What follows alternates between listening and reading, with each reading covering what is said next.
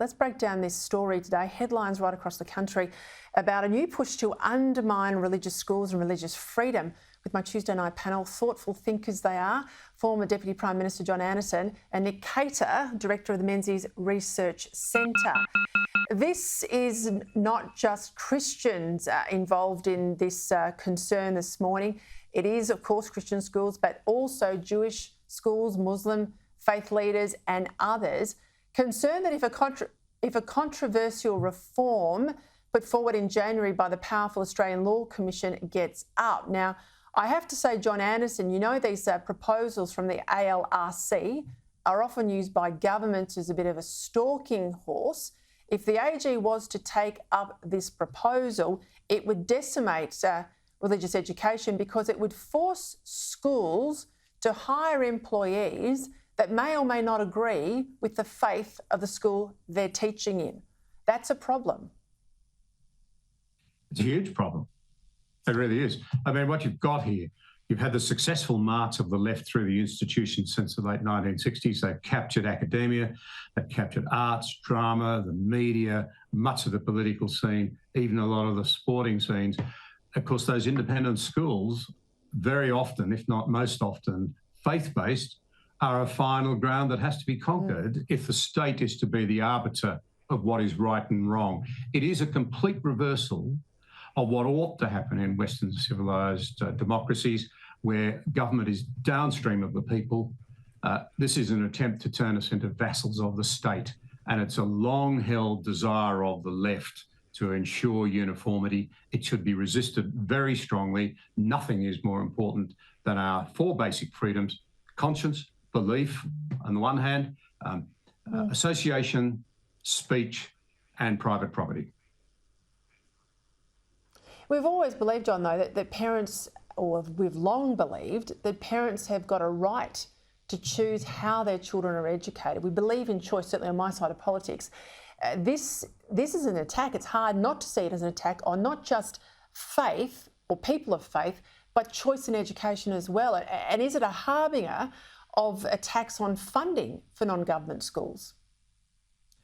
Oh, all of the above. I've little doubt about that. You've got a very ideologically driven government. We're going to realise that more and more over the next 2 or 3 years. And it's led by, people from a pretty leftish perspective, and they believe that government should fill the void left in the secular age in the absence of God. Now, I think that this is extraordinarily dangerous. When we think of democracy, we often think of Abraham Lincoln, government by the people, for the people, of the people, for the people, etc. He was quoting Wycliffe, actually, at Oxford in the 14th century, who was saying a strong and independent and free people will govern themselves and only surrender to government that which is necessary for the common good. In other words, people will be responsible, they'll be independent, they will be true to themselves, they will accept responsibility for themselves and their families and their loved ones and their community. Bottoms-up approach, that doesn't suit the modern secular left. They want a tops-down. I'll go so far as to say this sort of push right across the West amounts to nothing less than a civilisational moment. It's interesting, former Prime Minister Scott Morrison was on 3AW in Melbourne. He was asked a question by Neil Mitchell, about the woke fight and culture war issues. He said, I don't care about woke and I don't care about culture. I'm just worried about keeping people in a job. And he talked then about COVID. Nick Cater, the problem is, on the centre-right side of politics, they absent themselves from these debates because they think, quite rightly, government should get out of people's lives. These things are just, a fixation of elites. But then Labor gets into power. You don't know about any of this before the election. They get into power, and Albanese promised he would be safe change. But on almost every front, almost every portfolio, now education, of course, you've got these attacks, and they are cultural and they are deep fights. Always wants to dismiss this as the coalition playing culture wars. They're the ones who play it down as if there's nothing to see here. But we know there is. I mean, this is undermining the fundamental basis of our civic society, as John said.